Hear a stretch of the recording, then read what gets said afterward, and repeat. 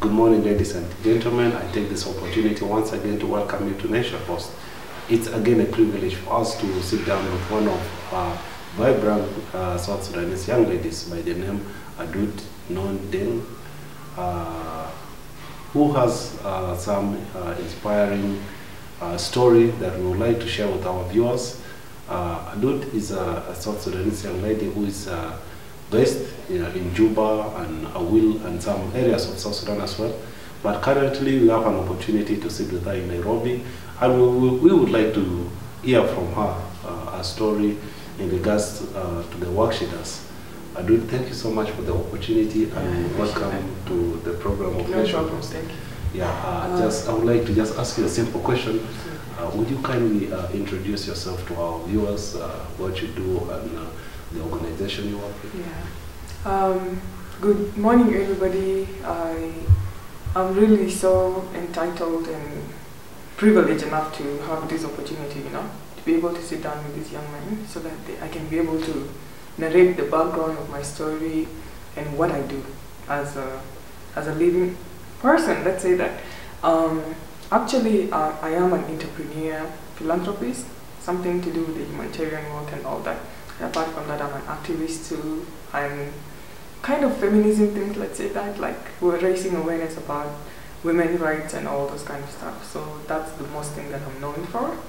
And yeah, it's a privilege to get to sit down with you guys and get to tell people more about what I do. Yes, thank you so much. Actually, it's a privilege for us as well to hear your story.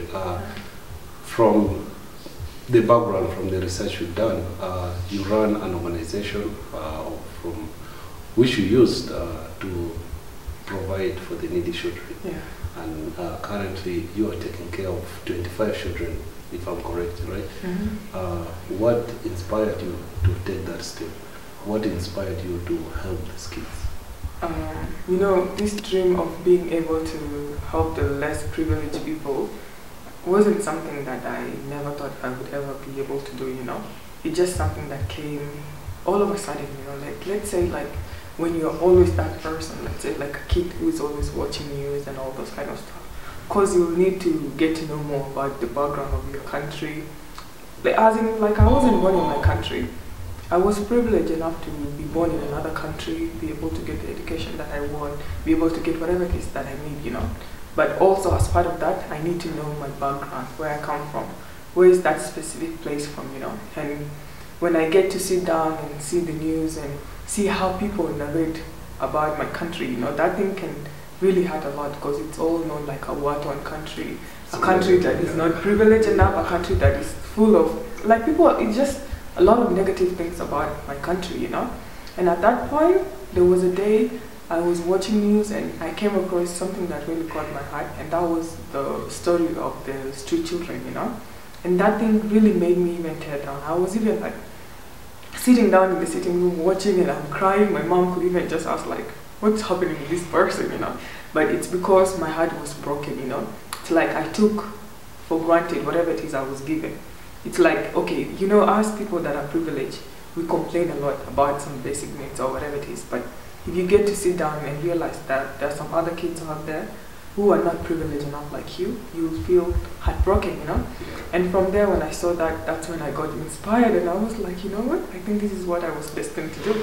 And then from there, I was able to go back to my country, and I went and competed for a beauty pageant, something that I've never envisioned myself to ever do, But because I had a goal and I had a motivation behind it that I wanted to accomplish something, I had to do something for me to be able to implement it. And through the Miss World organization thing, I was so lucky enough to be a first runner-up. And from there, I was able to implement my project in 2018. And I was able to meet a lot of governments, a lot of people that were able to help me out with everything that I was doing. And then from there, I started doing my own research about South Sudanese street children. And what I realized, just specifically just in Juba, we have like 25,000 street children, just only in Juba. And in every day, not even twice a week, but every day, 2 more kids come to be in the street. Like that specifically specified that in the next 10 years, we might end up with even more than 100,000, just in Juba. I'm not talking about other counties, and that thing hurts a lot. So at this point, I was like, someone need to raise awareness about street children and the orphan, and something need to be done. And maybe, you know, our people work on what another person does. And I was like, let me try to put myself on the front line, be able to implement something. And then later on, maybe a lot of people, even a lot of girls or men, will be able to get inspired by what I'm doing, and they will be able to implement something like that. And I was, and from there, you know, I was really enchanted, and I was so happy to see that young girls are going to the street.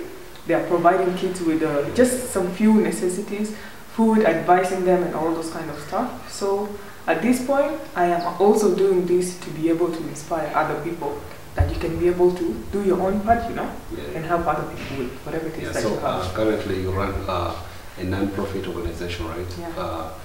I think it's called Nation Hope, right? Yeah, it's Nation Hope. So I think it's through Nation Hope that you are able to help these kids. Absolutely. Yeah. So how do you operate it, given the situation back home, the insecurity, you know, the economic situation?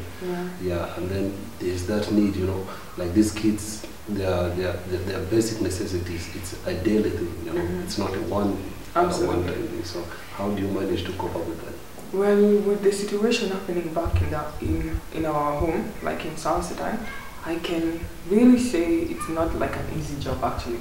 Something that can never be done by somebody who's weak-hearted, unless you're somebody who's brave enough, you know. And I can testify that I have really gone through a lot of situations, you know, a lot of problems, a lot of chaotic things for me to be able to help this kid out. And I am so lucky enough to be able to meet a lot of people, you know, people that are like people that have the same mindset as me, people that have this humanity, sympathy within them, that they want to help other people.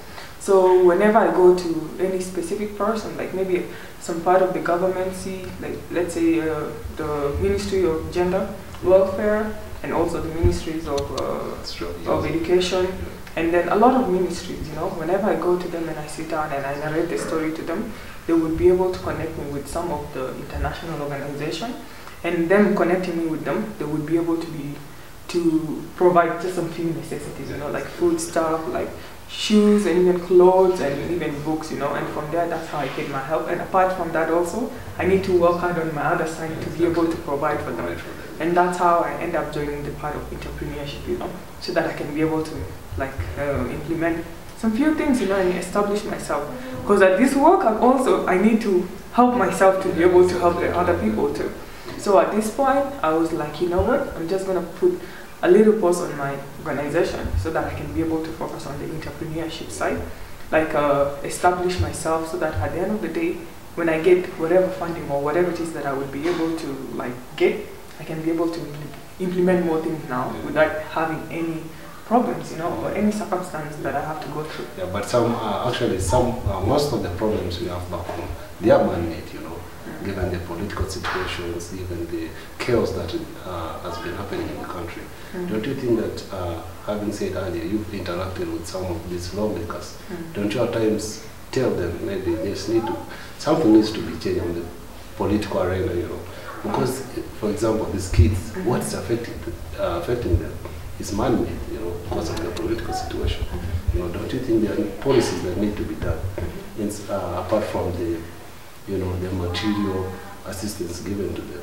Policies need to be changed. Absolutely, I understand that. And also, I'm somebody who is just like so open-minded, honestly. I just speak like whatever it is, when I see something like it's so heartbreaking, I make sure that I let the person know specifically, you know, that this thing is affecting a lot of people. And what I came to realize is that, you know, at this point, our country, we just got our independence recently. And what we as civilians need to realize is that we need to be patient, you know. Patience is the only way to be able to establish our country. And I understand the policies that are actually within the country right now might be affecting a lot of people, women and youth, and also children, like specifically like the street children, with what they are going through. But at the end of the day, when we go back and sit down, we need to realize our country just got their independence recently. And the people, specifically people that are in control of all these things, they're also trying their best, you know, to be able to help the country, to be able to do things that will make them happy, you know. So specifically what I understand is that it's also our duty as youth to come in the front line too. Not only join ourselves on the political view stuff or whatever it is, but do just small specific things. Like what I did, you know. Being an activist is something great also. You're trying to like raise awareness about whatever it is that is happening in the country. So you can be an activist, but not in a violent way, but in a good way. And also, what people need to, what our youth need to understand is also that there's opportunities everywhere, you know. Okay, we can understand, like, if you come up with something, you will have this aim behind your back, you know. No one is going to support me. No one is going to do this and that. But what I can testify from whatever it is that I went through, I realized people that want to help you out want first to see your energy, like what is it that you're putting into whatever it is that you're doing, like the power, like whatever it is you're doing, that's when they will come and support you. So at this point, it's not only a job of the government to do their job, it's part of our job also as youth, you know, to be able to help our country by raising awareness about specific things, doing just small things, you know. Those are what will come later on, and we will be able to build our country to be a great country. Yeah, definitely. Great country. When you go back, let's say, to these kids that you're helping, when you look at them, do you feel like you've done enough? Or do you feel like this more needs to be done? I feel I haven't done anything at all. That's what I can say. But when I meet with people, I feel that's how I feel. But when I go to other people, they would just tell me, you know what, I'm so proud of you. You're so young, but you're doing great things, this and that. And I feel like I'm sitting down, like, what did I do? I still have more dreams, like huge dreams, you know, things that I need to make for them to be able to accomplish whatever they want. But then when I sit down, I'm like, you know what? I made my heart to be so big, you know. I need to look back and be like, in 3 years or 4 years ago, I wasn't in this position, you know. I never helped any kid like 4 years ago, but because of God willing and because of the good people that